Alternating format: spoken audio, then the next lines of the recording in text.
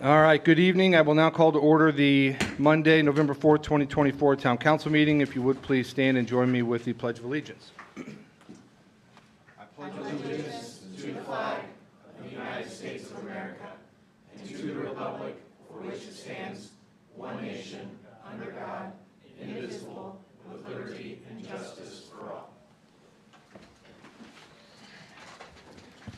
All right, up first on the agenda is the approval of the October 21st, 2024 Town Council meeting memoranda. A copy has been posted. Are there any questions or comments from councilors?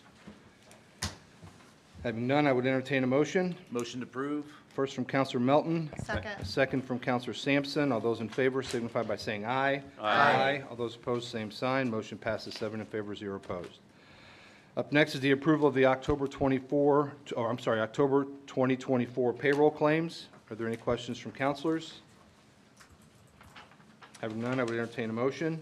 Move to approve. First from Vice President Burke. Second. Second from Councilor McElderry. All those in favor signify by saying aye. Aye. Aye. All those opposed, same sign. Motion passes 7 in favor, 0 opposed. Up next is the approval of the November 4th, 2024 claims. Are there any questions from councilors?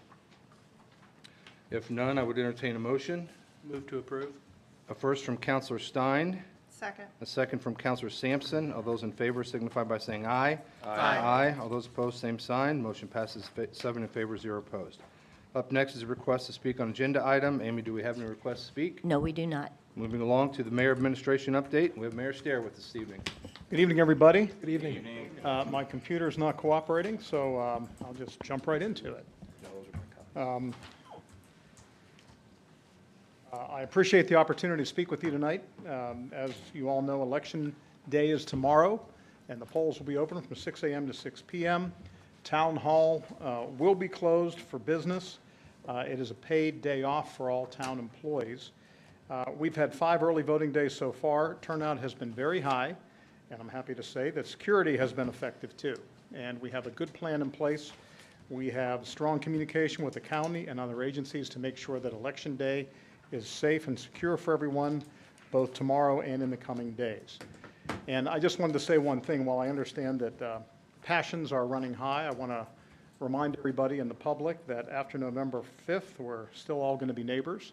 So I would urge everyone to approach Election Day with mutual respect for one another. The next item I have is the SBOA process.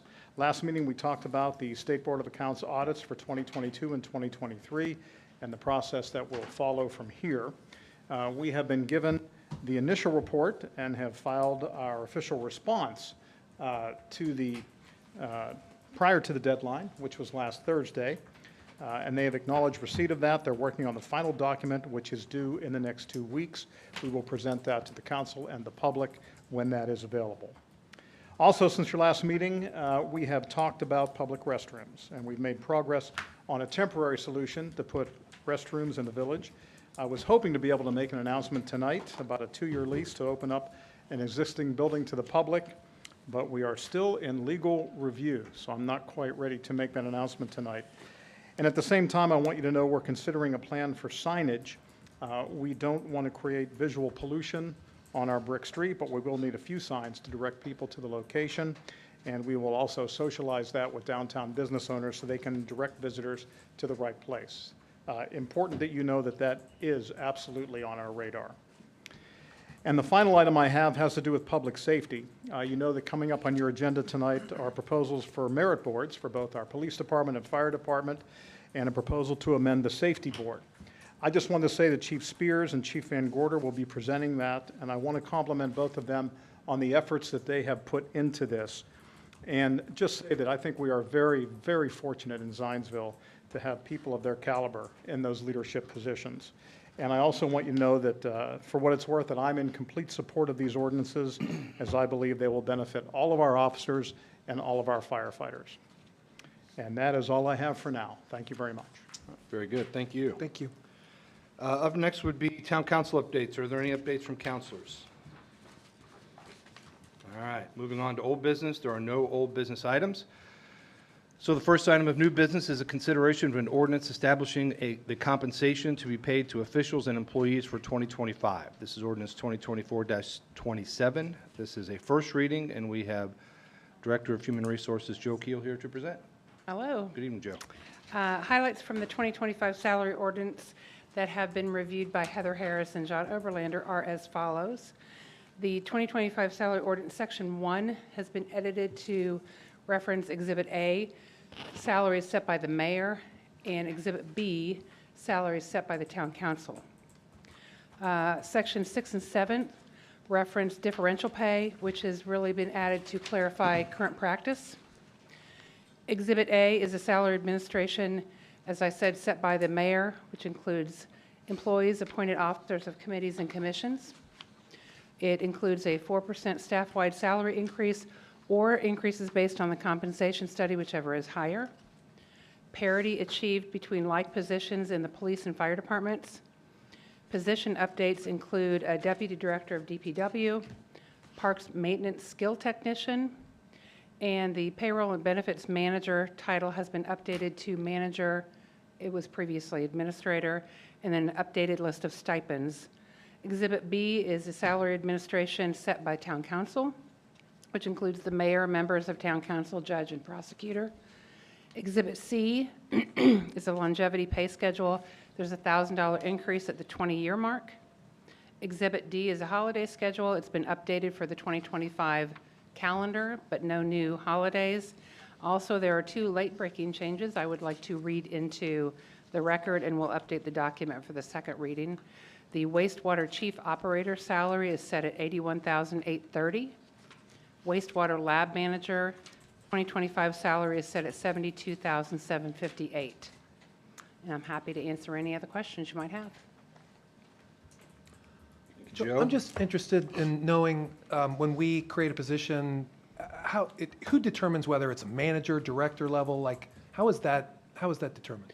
It's all based on the job description. Okay. And we, if we have questions, if there are like positions that we can compare it to, then we have a consultant that I can call and say, hey, what do you think? And then We just have a compare- relationship with them, having done salary surveys, and so they will take questions anytime.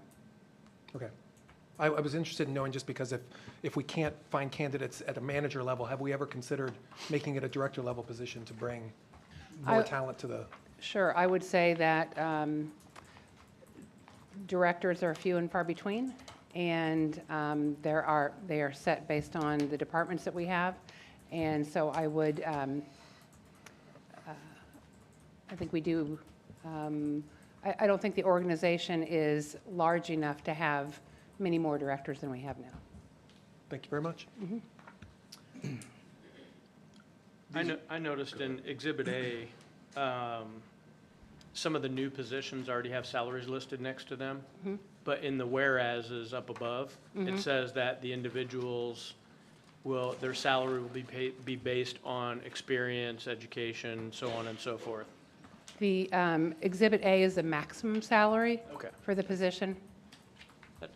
That helps, thank you.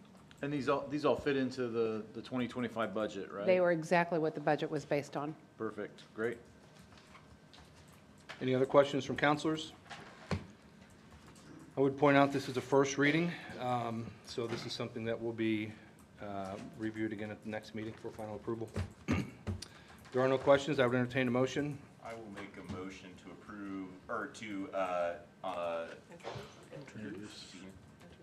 introduce on first reading ordinance 2024-27. I have a first from Counselor Norris, Second? a second from Counselor Stein. All those in favor signify by saying aye. Aye. Aye. All those opposed, you. same sign. Motion passes 7 in favor, 0 opposed. Thanks, Joe. Up next is a consideration of an ordinance establishing the Police Merit Board. This is ordinance 2024-28. This is also a first reading, and we have ZPD Chief Spears with us this evening. Good evening, everyone. Mike Spears, Police Chief. Good evening. In 2023, the legislature enacted a code which requires towns and cities with a population of at least 20,000 by the end of this year to do one of two things: to either establish a merit commission system for oversight of its police department, or to affirmatively opt out of such a commission. A Zionsville Police Department Merit Commission would establish a body which would govern the selection and appointment of persons to be employed as members of the police department, and to govern the promotion, demotion, discipline, and dismissal of members of the police department. The proposed merit commission would consist of 5 members. 2 of the members are appointed by the mayor, 1 from each political party. 2 members are elected by the active members of the police department, 1 from each political party, and 1 member is appointed by the town council. In order to qualify for membership to the commission, members must be at least 21 years of age, of good moral character, and a legal resident of Zionsville for at least 3 consecutive years before beginning his or her term. A commissioner may not receive remuneration as salary from the town of Zionsville. Terms of the commissioners are for 4 years. One of the mayors and the police department's initial appointees, however, shall have terms of 2 years to provide for staggered terms after that 4-year period.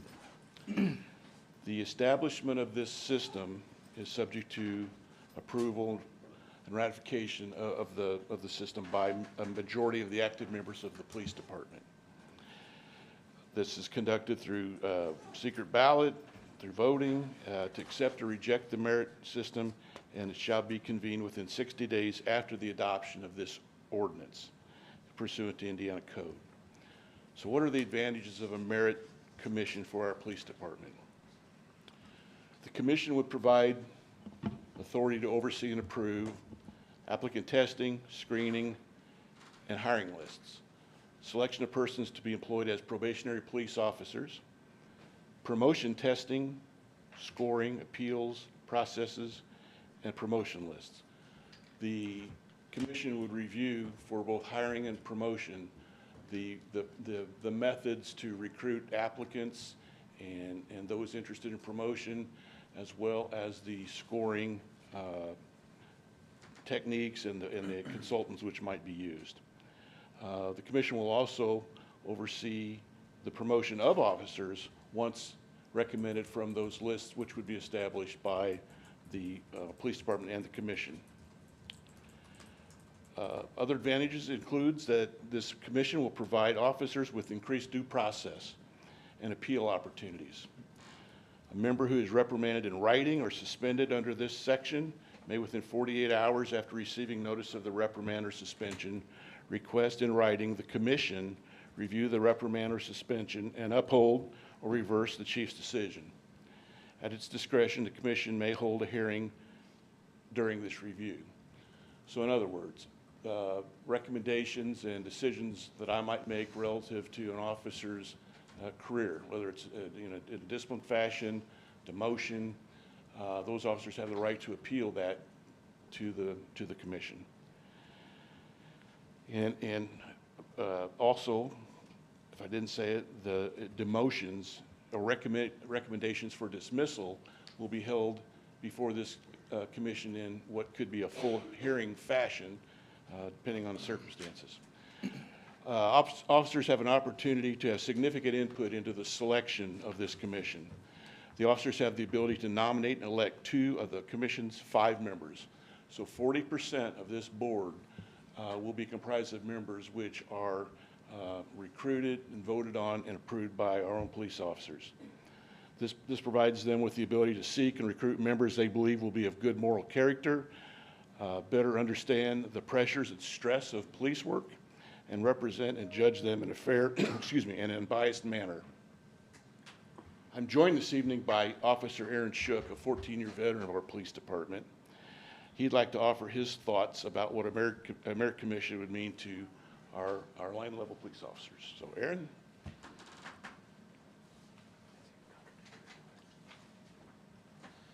Good evening. Aaron Shook, patrol officer. 14 years. I've been here a while. I don't know too many people, including myself, that have been involved with or have a lot of knowledge of what our Police Board of Commissioners does now. And I think the greatest positive that I could see with reading this ordinance is that we, like the chief said, have the power to select 2 of the members on this board, which I think does nothing but help us to take more ownership of what's going to be going on. especially since the board has, you know, a lot of power over people's careers and the people that we work with and things of that nature. And another example I thought of too was that I've had a lot of interactions with the public over my time, and as most of us may know, what people think we do and what we actually do, sometimes that is a pretty big gap as far as knowledge goes. And so having a part in that process to pick some people that at least would be maybe willing to learn, or people that are already a little more prepared for that job, I think would be helpful and keep things running smooth. And so I don't really see any negatives reading the ordinance, and any questions I had were already answered pretty much by reading it. So I think being able to select 2 members is above and beyond, far and above what we have now. If you guys have any questions, that's all I've got. Thank you. Thank you. Thank Appreciate your presentation. Are there any questions or comments for Chief Spears? Chief, just one question. Obviously, if this goes into effect, I'm assuming then the Board of Police Commissioners of OPAC then becomes non-existent. That would require probably a separate piece of legislation. That's not in here to replace, right? That board would be dissolved, and whether it's dissolved by the inaction of this ordinance or a separate ordinance to dissolve it, I'd leave that to Mr. Overlander to help me. Well, I guess I would say, and John, maybe you'd save you a trip. I do think that, at least for the near term, we will have both BOPAC and the Merit Board for different reasons. They'll serve different purposes. I think BOPAC and Safety Board, as Chief Van Gorder will read shortly, gives both the police department and the fire department an opportunity to talk about the things that they're doing within their departments beyond merit and hiring and firing and promotion, demotion. All right, so your vision would be that both are maintained Yeah, for some for period of time? the time being, And yeah. I was going to have a significant, a similar question about fire. Yeah. So, Yep. so we see. Also, in reasons to go. time, members of the BOPAC could become members of the police commission, merit commission. So there's nothing to say that those members would be automatically disqualified, but they'd have to be appointed pursuant to the new requirements of the ordinance relative to the election and/or appointment by the mayor of the council. Chief, I like it. I guess the only question I have is, you know, having sat up here for 4 years, and I realize this is kind of state-driven at this point to take action. Why has the town not already in the past, and maybe this is not an answer you have, but why haven't we already instituted a merit board approach as opposed to waiting until the state to kind of ask us to do that? That's a good question, and I've thought about that since I've been here, and part of it has to do, I think, with the already established guidelines in the law relative to sizes of a community, and the belief that it seemed to be working well, and this new legislation, 2013, allows us to take a broader look at all this and determine which is the best way to proceed.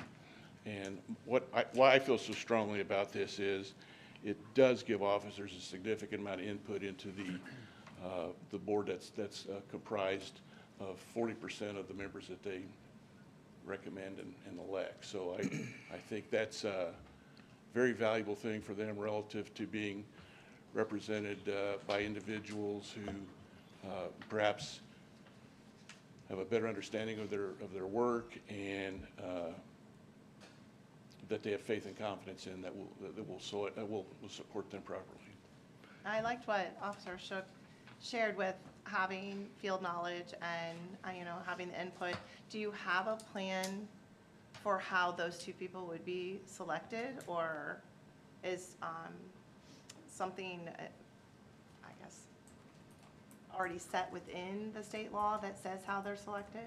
I think it's rather perhaps purposely vague to allow the officers the ability to go out and recruit candidates they think would be good members, and to get them on the ballot and to have them elected, those individuals. To the extent that that's the way I think it ought to be for them, I think I should stay away from that and let them do that. Chief, I noticed in section C2, it mentions commissioners commissioner may not be active member of the department, and not more than 2 commissioners may be a past member of a police or fire department agency. That's any police or fire department, correct? Not just Zionsville, that's any, right? So we would need to make sure whatever appointments we had as well align with that. So we would need to make sure that we're at least communicating with the department or with the chiefs. I see both chiefs shaking their head to make sure that we've got no more than 2 of those. So that's something we probably just need to make sure we're. Chief, go ahead. Go ahead. President Plunkett, Chief, it says one person appointed by the town council. So my question is, and it talks about not being able to be paid employee or paid by the town. Does that mean it's an appointee by the town council? It is not a town council member. Just wanted clarification on that. Yeah, it would be someone that we would appoint, obviously not anyone receiving compensation from the And town. not one of us. Yeah. Perfect. And then, I guess, yeah, just, I'm for this. I think the reason, to answer the question that Brad had, it's just growth. We are continuing to grow, and we're gonna see this growth continue, and this gives our, police officers due process as well as, the opportunity, this is just a great thing for us long-term, I think, as we continue to go from 20,000 to 32,000 and so forth, as we move forward. So I'm definitely, supportive. Thank you. Chief, I got a simple question. I know we don't anticipate this commission meeting a lot or regularly, but in that same section that President Plunkin brought up, Commissioner Requirements, number 5, it says that the town council shall, upon the recommendation of the Board of the Metropolitan Police Commissioners, determine a per diem to be paid to each commissioner for each day of actual service for the commission. Do you know what that recommendation is from the Metropolitan Police Commission? I would recommend it be consistent with what we do now with the Board of Police Commissioners. I think they're paid a small stipend for each meeting. Okay. Honestly, don't know what it is. It's a 25. I small think it amount. was just in. $35 or something like I think it's 25. It was just in that ordinance that we passed with the Exhibit A. If you look, it's on there, I believe, I think another $25 per difference- day? per meeting. I think another difference you might find between the 2 boards is our current Board of Police Commissioners doesn't meet that often. And that's not necessarily a bad thing, Right. because their jurisdiction is for very few things, which include things like demotion, terminations. They don't, by statute, have the same oversight authority that this board would have relative to reviewing the processes a police department would use to recruit, select, hire, and train employees, police officers. So that's one difference. Another difference is, and I'll be honest with you, it's been a second since I read the whole thing. I looked at it before I came over here, so I might have forgotten it. But I think there's a requirement that it meet a little more regularly than that. And the idea would be that we would provide more regular updates about a variety of things within our police department, the work of the officers, crime trends, other issues that the board and the public through things like this would be interested in seeing and learning. So that's, I think, another advantage to the Merit Commission. Well, I think he made a good point when he said that the per diem is each day, because that could add up if we had a long-term review or something that took a little bit of time. I don't know, budget-wise, you should consider that. Yeah. Because I did look on Exhibit A, it is $25 per meeting, but it doesn't say per diem, so semantics, but I guess it doesn't matter, 'cause, right? We could have a review that lasts for 2 weeks, and then are they meeting each day? Do you know what I mean? Like, if something big happens, are they meeting each day? And I don't know, would you revisit those? I wouldn't wordings for anticipate this? hearings lasting that long, but at the same time, I think we should be prepared and have an answer for that next time we get together. Yeah, that would maybe be a detail that should be like occurrence versus day or per diem wording. Maybe the fire chief and I can get together and discuss that, so we've got similar Yeah. guidelines. And I think the language in the statute, just for the town council, says that the town council may establish a per diem upon recommendation of the safety board. Under our Board of Police Commissioners ordinance, it serves as the safety board for the police department, where the safety board serves as the safety board for the fire department. So we may want to look at that, because I don't think it's a requirement that we pay a per diem. It says shall. Yeah, It does I in the think, ordinance, but not in the statute. So I think Okay, we just need good, to- good. yeah, I think we're probably going down a rabbit hole that, I mean, it's not, we don't have anything outlined in here for compensation, just that we can. Right. So I think we're, you know. Yeah, I was just asking for a recommendation, that's it. Yeah. Any other questions for the chief? Thank you. Thank you. Thank you. I'll make a motion to introduce ordinance 2024-28 on first reading. Second. A second from Counselor Norris. So those in favor signify by saying aye. Aye. All those opposed, same sign. Motion passes 7 in favor, 0 opposed. Up next is the consideration of an ordinance establishing a fire merit board. This is ordinance 2024-29. This is also a first reading, and we have ZFD Chief Van Gorder to present. Thank you, Mr. President. I would like to ask our Local 5195 President, Steve Hayes, and our District Vice President, Walter Leverage, for the Zionsville District to join me this evening. In the interest of time, I will save any prepared comments that I have that I think Chief Spears adequately discussed the police merit system, and the only thing different is this is for the fire department. One may ask a simple question, too, about the opportunity to merge the two, and the answer is no, you cannot per the statute. You have to have two separate boards. So yes, the mayor will have two appointments, the firefighters will appoint two, and the council will appoint another one. The same things that Chief Spears mentioned about differing political parties, staggering terms, all of those same rules, policies from the statute hold true. I was speaking with HR Director Joe Keo in the back of the room, and the way the ordinance are written for the police merit as well as the fire, you would need to wait for a recommendation from the safety board or board of police commissioners to make those recommendations.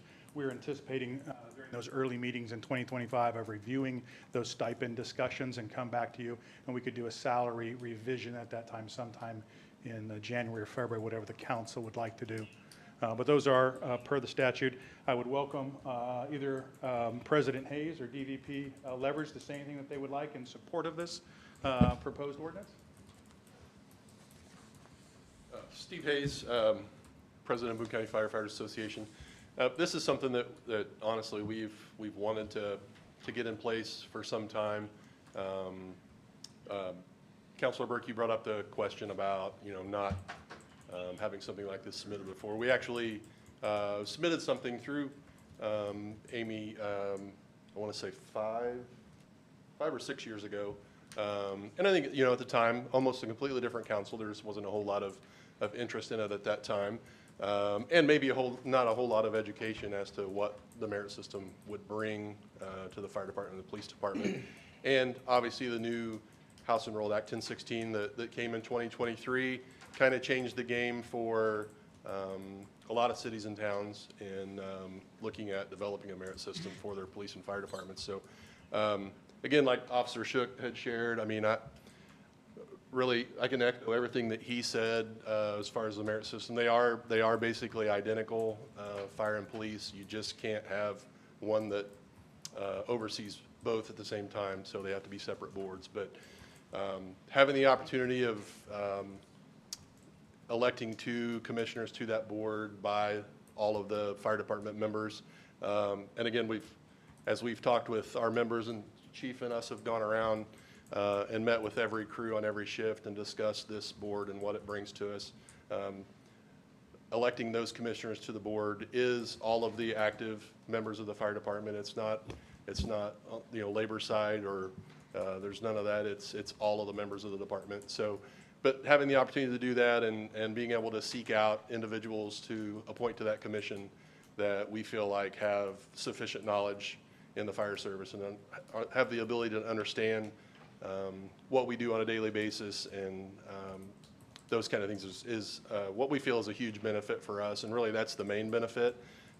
It does give us buy-in, as Officer Shook shared as well, as firefighters into that commission and the oversight of processes to hire and appoint new firefighters to the department is something that we're proud to have some ownership in. So I'm happy to answer any questions if you have those, but those are the benefits we think the board brings for us as firefighters. Thanks, Steve. Thank you. Hey, Steve, I'm just curious, and President Plunkett referenced this in the same statute where there's a section, and I'm not looking at it, where it says they couldn't be an active member of the department. Does that mean that that's not an active employee of Zionsville Fire Department? They cannot be a career firefighter for any fire department. They can't be an active, current career firefighter. So what do That's you what see that means. usually from merit boards that you're familiar with? What, from the appointments that come from the rank and file, who do they tend to look to nominate to do that? It's just generally somebody that has some background in public safety. Doesn't necessarily have to be fire. It can be a family member of a current firefighter. So there is that potential. And then as you also mentioned, you can have up to 2 that were previous members of a police or fire department. So we generally just search out those kind of folks that have some knowledge and background in public safety and are able to, again, to kind of understand the process of what we do and how they can benefit us on that board. Yeah, I assume there'd be a lot of retired. Yeah, unfortunately, Zionsville doesn't have a lot of Right, I retired know. firefighters, but we do have one, but he actually doesn't live in Zionsville now, so that doesn't help us. Yeah. But again, there are other folks that have been around the fire service over the years that were, maybe volunteers here or family of volunteers, family of our current firefighters. There's going to be quite a few to choose from. I wondered about that, if the volunteer firefighters would qualify as a general public person or as a member of a firefighter Yeah, background. it could be either or, honestly. Yep. Thanks, Steve. Yep, you bet. Yeah, I would just say I appreciate, kind of echoing Mayor Stair's comments earlier, appreciate the work of both chiefs, men and women of the fire department, police department, patience of the Local 5195. I know I've been on council for 7 years, and I think when I first came on, you guys were trying to do this, so appreciate your patience there. Also, your guys' communication with the council. For those folks in the public that don't know, both of the chiefs opened up opportunities to meet with the counselors individually. Many took them up on that, so I appreciate that. And from my perspective, I appreciate and trust the opinions of the men and women of the fire department. So, if they're supportive of this stuff, then I don't know why we wouldn't be. So I appreciate all your guys' work there. Any other questions for Chief Van Gorder? Otherwise, I would entertain a motion. I will make a motion to introduce on first reading ordinance 2024-29. Second. I got a first from Counselor Norris, a second from Counselor Sampson. All those in favor signify by saying aye. Aye. All those opposed, same sign. Motion passes 7 in favor, 0 opposed. Thank you very much. All right, up next is the consideration of an ordinance amending the Safety Board ordinance. This is ordinance 2024-30. This is also a first reading, and we have Chief Van Gorder here as well. Thank you, Mr. President, members of the council. I come before you for a safety board ordinance. You may remember back in 2021, the safety board at that time was then revised to only limit its power and authority to disciplinary processes. Other duties and responsibilities were taken away at that time and have caused difficulties over the past 4 years.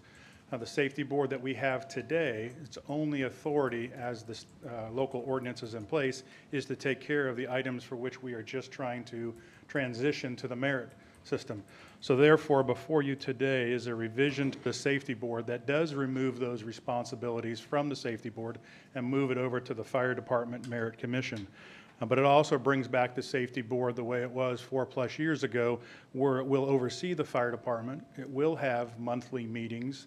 It will also act as the appeals body for the fire protection ordinance that was passed in 2010, because the last 4 years, we have not had an appeals process for any developer or building owner who was wishing to seek relief from a fire prevention determination as to how you should develop a building, in accordance with the codes and standards as they've been adopted and interpreted, or has an annual inspection would be. So this is another secondary point that's vitally important to returning the safety board to its previous responsibilities. The safety board is a 5-person board. It's made up of 3 town councilors, 2 members of the community. The council would make all of those appointments. They are 1-year terms. And the purpose of the safety board, again, returning it back to administering the fire department per 3683, the Indiana statute that had governed and overseen the Zionsville Fire Department up until that time 4 years ago. I'd be more than happy to answer any questions if you have. I would just, I appreciate that, Chief, and I would just, to let this council know, this has been something that the chief and I and Heather have been in communication with, as well as Mayor Stair, for quite some time. I think we were privileged when the safety board was in its previous form to have witness to presentations. I remember, excuse me, one time where we had a presentation on the Lucas device here in the town council chambers, and the very next meeting, as a result of that presentation, there was an ask for the Lucas device, and we were able to do that. The safety board would make that recommendation then to the town council without, having to jump through too many hoops. So I appreciate that this is something that's before us. We already have this, the appointments to this board. You'll all know we have voted and have the appointments for this board anyway. In fact, I would go as far as to say if this council feels like this is something we could move forward with, I would be in favor of suspending the rules to have it approved tonight so that the safety board could call a meeting at the next scheduled meeting, which would be the second meeting for us in November, that morning meeting. So I certainly appreciate that it's back on our schedule and or on our agenda, and appreciate the work on this, Chief. Any questions from councilors? No, if I can just make a comment. I agree with suspending the rules so we can get this thing active and going. Yeah. Especially with New Year coming up and all the changes going on. So, Yeah. Thank you. President Plunkett, I don't know if we've done that with this council, so does everyone understand the process for doing it same night? Okay, we've had nods. Okay. One time? Couple Once or twice. Okay. All right. Couldn't remember.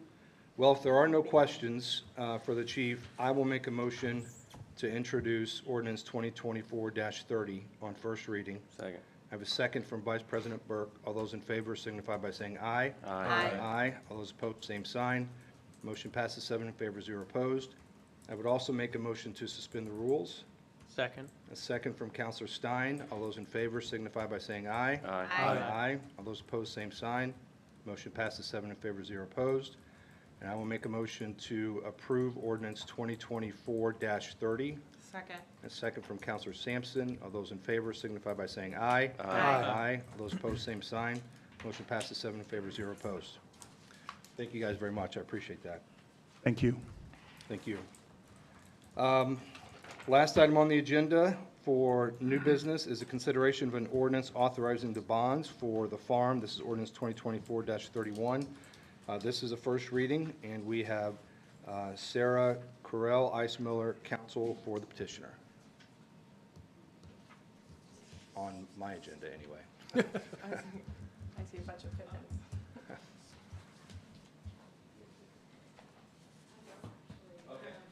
I'm Sarah Correll with Ice Miller. We serve as counsel. Yeah, Sarah, if you wouldn't mind just going up to the, sorry about that. I'm Sarah Correll with Ice Miller. We serve as counsel for the Economic Development Commission, but tonight I'm going to hand it over so that we can hear a little bit more interesting information about the project and where we stand.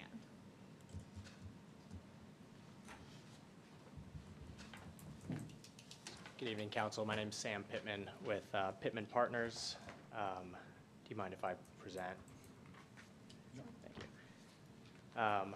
Address for the record is 9589 Valparaiso Court, Indianapolis, Indiana. I'm joined by Steve Pittman with Pittman Partners, Wayne Falstad, and Jeremy Olam of Barnes and Thornburg. purpose of this introduction is to just kind of talk about where we've been and where we're going with this project. It's been a while since we've been in front of council, so just want to provide a refresher on the project. I'll try to keep it short. Thank you. So going back to the beginning, the project was approved in July of 2013. The PUD allows up to 400 multifamily units, and that is what is now known as Phase 1, the silo apartments that's being developed in a partnership with Scannell Properties.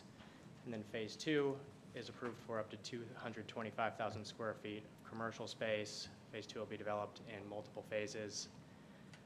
And as we went from a concept plan to turning this into a real living and breathing development, there were kind of 6 pillars that we thought about to sensibly develop this project, the first of which was to preserve the legacy and identity of Pittman Farms. This is a site where I used to live when there was a house on the project, on the property, and spent a lot of weekends with my grandpa working on this property, and we know what a key corner this is and don't take the responsibility lightly. The opportunity is not lost on us. We want to establish a gateway to Zionsville, create connectivity and complement downtown Zionsville, as well as set the standard for future development in Zionsville, and ultimately build an amenity for residents to live, work, and shop, which will in turn bolster economic viability for the town.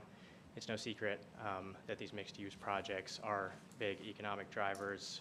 We want to keep, we want Zionsville residents to be able to spend their money within Zionsville. I think a lot of times for daily needs, people are traveling to Whitestown, Carmel, or Indianapolis. So we want to provide that mixed-use experience here. I won't get too far into the TIF stuff. That's Jeremy Olam's forte, but the project is located in the Michigan Road Economic Development Area. The Pittman Farms allocation area was set up when Phase 1 came through for approvals. Phase 1, again, is the multifamily portion of the project, the spine road known as Pittman Farms Drive, and the master detention for the site. Phase 2 is really everything else. It's about 23 usable acres. Again, Phase 2 will be developed in multiple phases. Because of the sheer size of it, a development agreement was approved when the allocation area was set up, and we are not asking for any changes to the development agreement. This is a progress photo of Phase 1 showing the apartments. I would say the apartments are rounding third. They'll open their doors in 2025, and we're really excited and think it will kick the project off in a great way. Obviously, to make a project mixed use, you can't just have residential uses. So Phase 2, what we're here to talk about tonight, puts the mixed and mixed use. We call this a mixed use neighborhood retail center. It'll have uses that range from office, medical, residential, grocery, financial services. We see this center having a lot of daily needs drivers and the type of place you can expect to visit, 3 to 5 times a week, whether you're getting your nails done or grabbing lunch, grabbing groceries. We hope to provide a lot of different uses. As I said earlier, the project is being developed in phases. Phase 2A is about 42,000 square feet of restaurant, medical, fitness, financial services, and general retail space. And we also went ahead and completed the final piece of the infrastructure puzzle known as Silo Crossing. It's the roadway that serves the commercial area. We'll be doing a 12-foot public walking path around the perimeter of the site. Right-of-way dedication along Michigan Road and Sycamore Street is ongoing. The campus signage will be installed in Phase 2A. We're doing a signalized intersection at Michigan Road and Pittman Farms Drive to allow for safe ingress and egress from the project. And we're also doing mass grading and utility work for all future commercial parcels. This is a view of the project from the corner of Michigan Road and Sycamore Street. We spent a lot of time designing this. I would say we're obsessive about materials and creating green space and pedestrian connectivity. We did a big effort to make these buildings four-sided, where materials from the storefronts carry through the backs of the buildings, and then complemented that with really dense landscaping to shield areas, back of house areas such as trash enclosures or electrical panels. This is a view of the storefronts. That is what we call Building 9. We use the same architect on the first, the multifamily phase and the retail phase, so the buildings all kind of flow together as one. The campus is going to have a cohesive look with a lot of materials that are similar. We took a pedestrian-first design approach here and focused on what happens when you get out of your car. There's pedestrian connectivity points between all buildings. The project is unique because the buildings are split up into so many different buildings rather than one long run of buildings. It maximizes opportunities for gathering spaces and patios, and then a lot of canopy space in front of the buildings to allow for walkability and shield pedestrians from the elements. This overlay shows the Phase 2A area on the actual property. It's a big chunk of the project, around 32% of the total acreage. So it's a big commitment from us. We're really excited about it. We hope that the town feels the same way. And any questions about the project I can take, and if we want to dive into more TIF-related questions, Jeremy could come on up. So. Sam, I have a question real quickly. Yeah. If I'm looking at it correctly, and I'm sorry, my monitor's out, it appears that the retail buildings, the back is facing Michigan Road. That's correct. So I appreciate the fact that you are wrapping the buildings with materials that look good, but like, where did dumpsters go? Where does, that's my only question, is if this is the gateway to Zionsville and people are driving down Michigan Road, entering Zionsville, they're going to see the back of buildings as opposed to the front of them. So help me understand that a little bit. Yes, so in doing our civil design, to speak on your dumpster question, we took it a step further where we sunk kind of the corner of the site, so there are retaining walls that will block those dumpster enclosures. And then we did have right-in, right-outs contemplated at the mid-block of on Sycamore and Michigan, and when those got taken away, facing the buildings towards Michigan didn't really make sense because you're not accessing them from that way.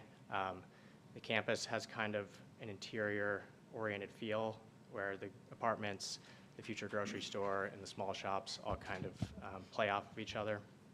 So that was our thought process there. Sam, you said when those were taken away, who took the right-in, right-out only away? Was it NDOT or the town? Yeah, I think it was NDOT as well as the town. I was under the impression that on our end, we wanted that. I believe the thought was that they were too close to the traffic signal on the corner there. When I was there, Well, hold on a second. Who would have made that decision, though? Like, is that something that Lance would, is that something, when we went through this, and maybe when you get up here, if I'm wrong, you can just tell me to pipe down. But I feel like when we went through this process, that was part of from the last council, that was part of the plan, was to say, well, right in, right out only, not necessarily wanting people to cross traffic on Sycamore. Is that something that the town made the decision to change, or? I would never tell you to pipe down, by the way, for the record. Lance, Public Works Director. These come about rather organically through discussions with NDOT, and I think a more accurate characterization would be it was kind of a group consensus that it would be better without the right-in, right-out on Sycamore because of its proximity to the intersection, and the development team didn't necessarily object to that or object strenuously or openly. So it's just kind of an evolution of discussions on a little bit of give and take. So I think, did that? Yeah, I guess I'm trying to wonder then, like, if we've got PUDs that we approve and projects that we approve, and, I mean, I would go back to, conversations with previous Councilor Garrett, when that was kind of his, primary focus, was that right in, right out only. And it was, I know there were a lot of discussions that kind of moved councilors in the direction of, yeah, let's, but so now that's maybe to clarify the issue, and I don't know what their presentation is tonight, so I don't want to get too far ahead of what they may be presenting to you later. There were originally two access points on Sycamore Street, the primary one, which was further to the west, and then between that primary intersection and Michigan Road, there was the right-in, right-out. It was that right-in, right-out that was removed, so that left a single entrance into the development on Sycamore Street. And I don't know if you're going to, I can say more, or I can leave you to go on with your presentation if you're going to speak to that. But I guess I'll just go ahead and say that, as you recall, President Plunkett, there was the desire of previous council that be a roundabout. I support that as well. So when this project came in early on, and the traffic studies were presented that showed there was not going to be a near-term warrant for intersection control on the Sycamore Street ingress egress, but there would likely be in the future. We asked the development team, which they have done, to set up their development that a roundabout would then be, at the time it was deemed necessary, the intersection control on Sycamore Street. In the interim condition, or as it's being built for now, it's just a full access T, basically a T intersection. They have a provisional signal approval from NDOT at their entrance on Michigan Road, which lines up across with the southern entrance to the Presbyterian Church across the road.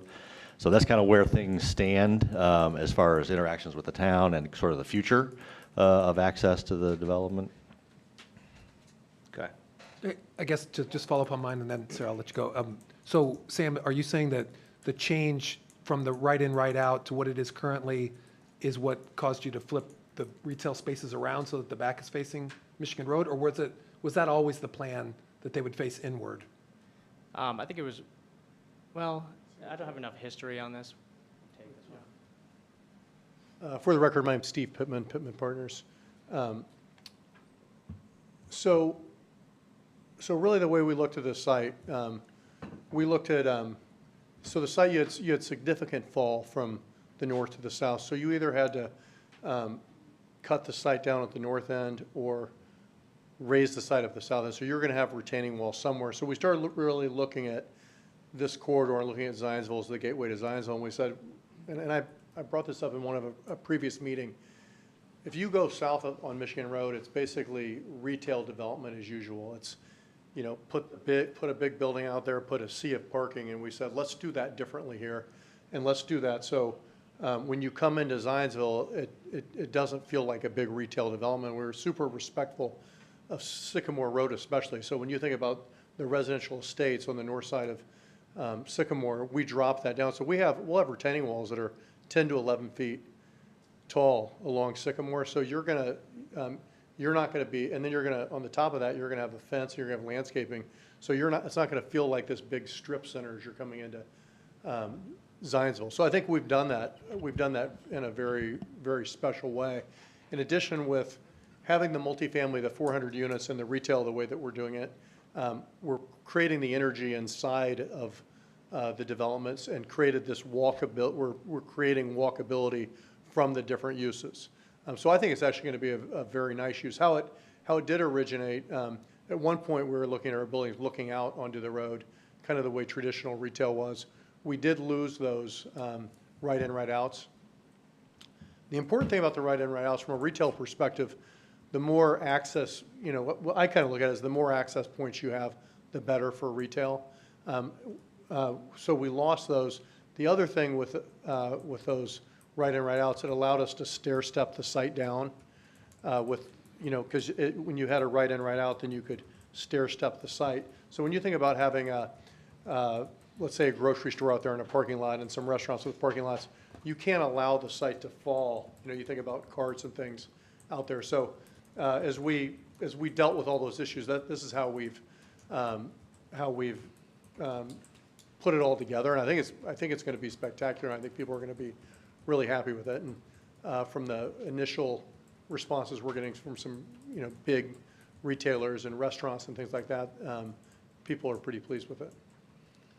Steve, looking at the map that's up now, where would the traffic come into this retail you have? It's not really marked on here very clear. I mean, you can see the drive into where the residential phase one is, but where do you come in? Down on Michigan Road, on the very south end down there, Okay, yeah, directly. It's already coming in there, so that's the entrance. Yeah, you're directly, we align with the church, and we're going to have a traffic light there and a left turn lanes. And So then the only other entry point off Sycamore is where you turn in currently. correct.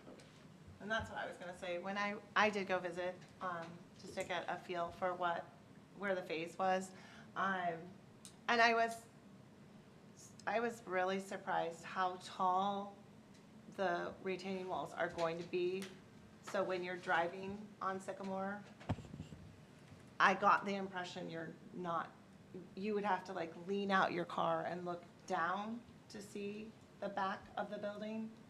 And I had noticed that it was being set up for a roundabout at that time, just kind of the way they were aligning the road. I just wanted to point that out, that I have been there, and it's a substantial drop. I mean, you said 10 feet? Yeah, 10, 11 feet. It's definitely, right, I mean. Steve, how tall are these buildings gonna be, in this blue area here? Sam, what's the building height? About 26 feet. So that was kind of a selling point on us initially, doing such a large apartment complex in the town of Zionsville and setting it back, was this idea that we would have these buildings out front that were gonna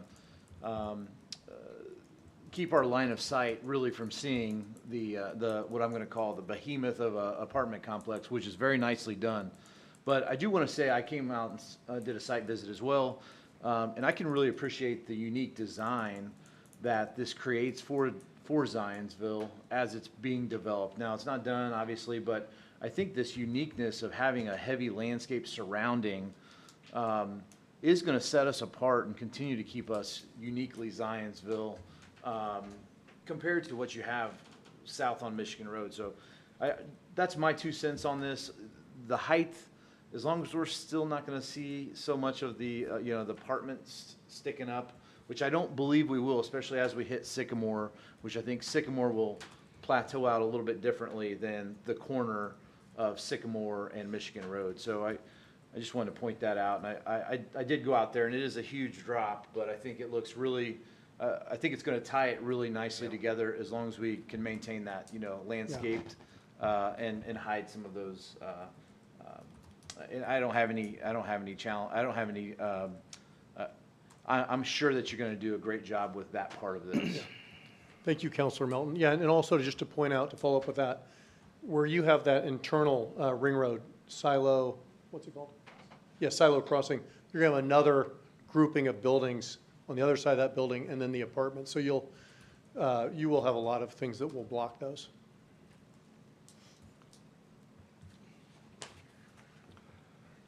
I mean, I think we're, I'm assuming, this wasn't in our packet, so I didn't have this information in advance of the meeting.